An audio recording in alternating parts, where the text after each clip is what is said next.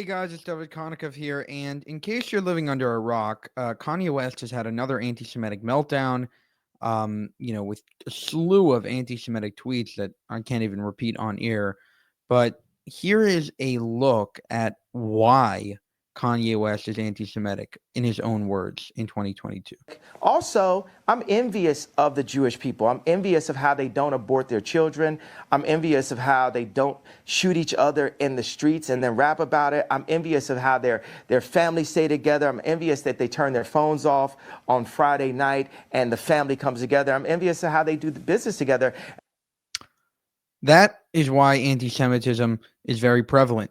I think it's about envy. It's about people that are jealous of us. Regardless of whether we're successful or not, we are perceived to be successful. We are perceived to be this great force, and people make us out to be sometimes even bigger than we are, and therefore they are envious.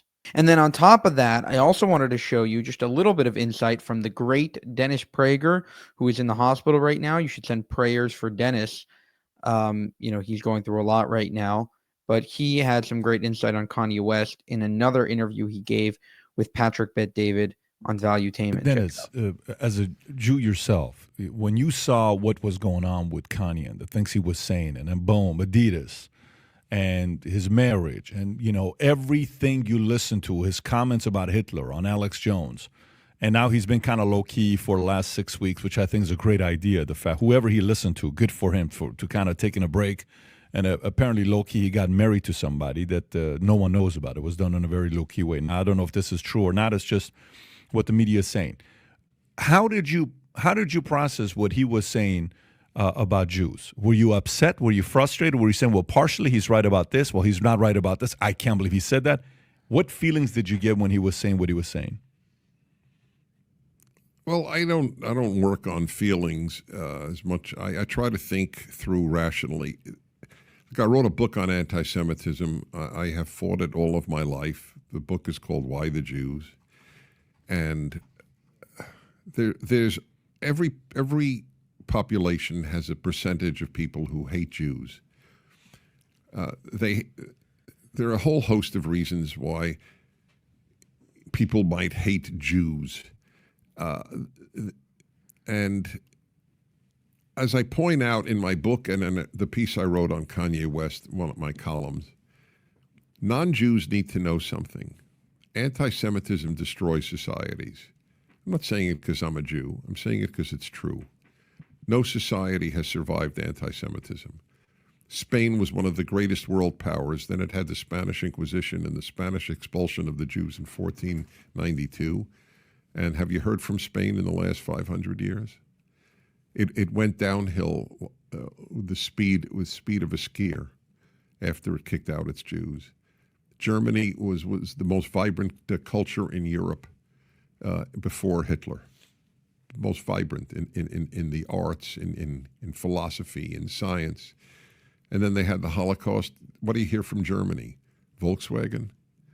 I mean, what the economy is? Can people even name a living German? It's not to mention what was done to Germany as a result of Hitler being in power. The Germans, the losses in Germany, the rape of German women by Soviet soldiers. It is, you're an idiot if you're a non-Jew and you don't fight anti-Semitism. I don't even care if people like Jews. I care if people hate Jews. You don't like Jews? Don't like Jews. Fine. It doesn't. Everybody has a pet group that they may not like. Okay, the Germans didn't like the Poles didn't like the Russians don't like the Ukrainians. Everybody dislikes his neighbor. The British didn't like the Irish didn't like the British. It doesn't mean a damn thing. Jokes I used to hear that were called Polish jokes, when I went to England, the exact same jokes, but it was the Irish. The exact same joke. That was what was so funny about it. So it's dislike or don't like and hate. They're a very, very, very different thing. If a man can say Hitler was a good man, he is a sick poop. He's a sick puppy. I mean, there's something very scary about such a human being. And by the way, if you have to be a Jew to be offended by that, If somebody said Stalin was a good person, I would think the person is a sick puppy too. And it wasn't Jews who Stalin went after mostly. He killed 6 million, 5 million Ukrainians deliberately, plus 30 million Russians in general. But how many Americans died fighting Hitler? Isn't that an insult to all the Americans who died in World War II? Oh, Hitler was, oh, really? So these Americans died in vain. If Hitler was a good guy, then your grandparents who died or fought, they died in vain. They fought in vain. They got blinded or shell-shocked in vain. But people don't have they don't have either courage or a moral compass to distinguish between good and bad. So you don't like Jews, you don't like Jews, fine. I'm not asking you. As I said, I'm repeating myself, forgive me. But hating Jews is a very bad thing. Dennis, what's the difference between a Jew saying there are still people who hate Jews versus a black a person on the left saying there are still people who hate blacks? Yes, there are people who hate blacks. That's correct. But there are people who hate every group. Therefore what? The question is how many? What percentage of whites in America hate blacks? It's tiny. The percentage is tiny. Okay? What was it? Larry Elder, who he could reel off these statistics.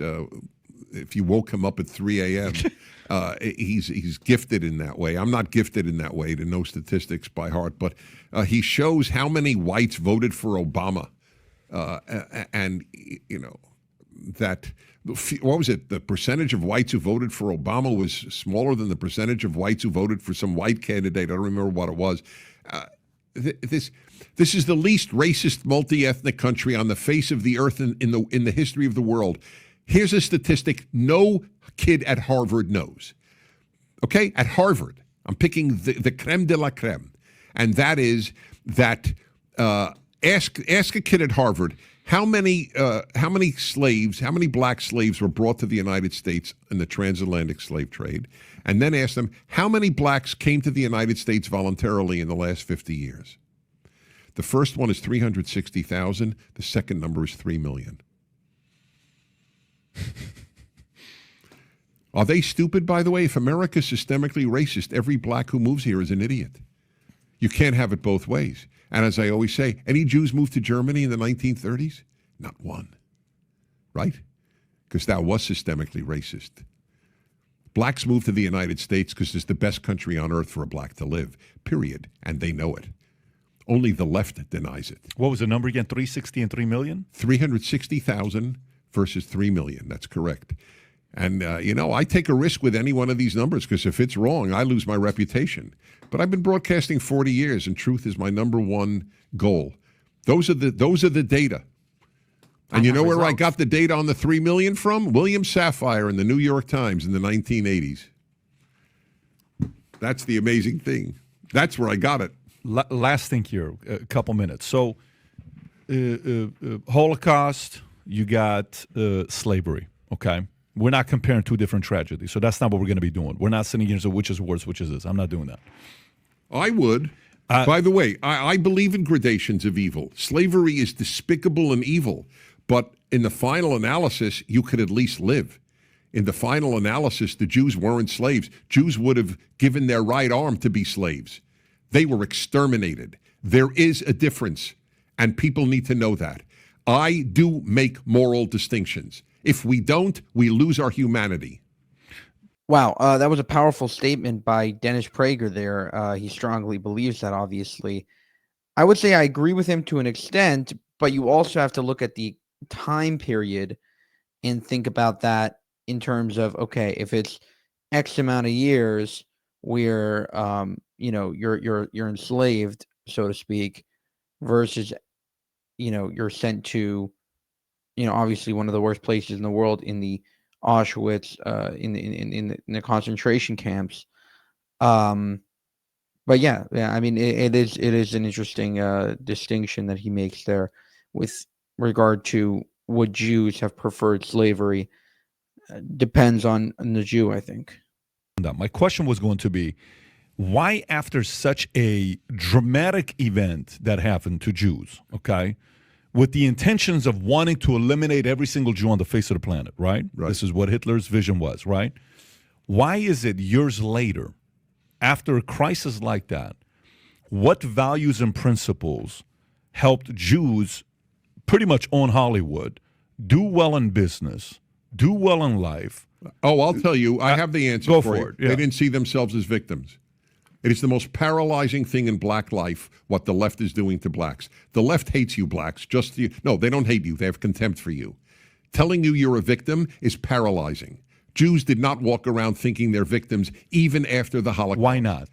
Because they knew it is completely self-destructive. How did they know? I don't know. It's a great... well, maybe because of the Jewish tradition has always been, we take responsibility for our own suffering. So why wouldn't the media try to target the Jews to make them feel victims? How come they didn't succeed with Jews? The media doesn't have contempt for Jews. It has contempt Why for not, blacks. though? Why not? Because the left has contempt for blacks. Because they use them. They don't use Jews. Why? Why can't they use Jews? If they can use any sect, they would do it. So why can't they use Jews? Well, Jews are disproportionately on the left. I mean, there's no way around it. So in effect, there's no need to keep. They already Jews have them, in a sense. Yeah, in a sense, yes. I got you. I got you. Wow. That was a brilliant insight from Dennis Prager with regard to how the Jews really bounced back after the Holocaust. And I think that the reason why the media can't use Jews, and this isn't a knock against the African-American community at all, but I think it's just because it's very hard to paint a Jew as the victim. You know, we saw this after October 7th. It was impossible to paint the Jews as the victims. Within, I would say, two days, maybe 48 hours, you had people totally switching the narrative from Israel got attacked to, even before Israel really responded, to, oh, Israel is this terrible state oppressing the Palestinians. And there really is, because you see the top lists of all these rich people and the top Nobel Prize winners and the top, and all these scientific achievements, and you see Jew. Oh, it must mean that Jews are the problem. Like, they're the ones on top oppressing all of us. And it's a problem, but I think it is actually also a good thing. I don't think playing the victim is the way to go. And I think that the only thing that Jews can do is be proud of who they are and embrace the fact that we are, very successful in general, and embrace the fact that we're contributing to society in a big way. For more, subscribe to the channel. If you want to help us make more of these videos, you can go to buymeacoffee.com/JewishUncensored. Thank you, and have a good one.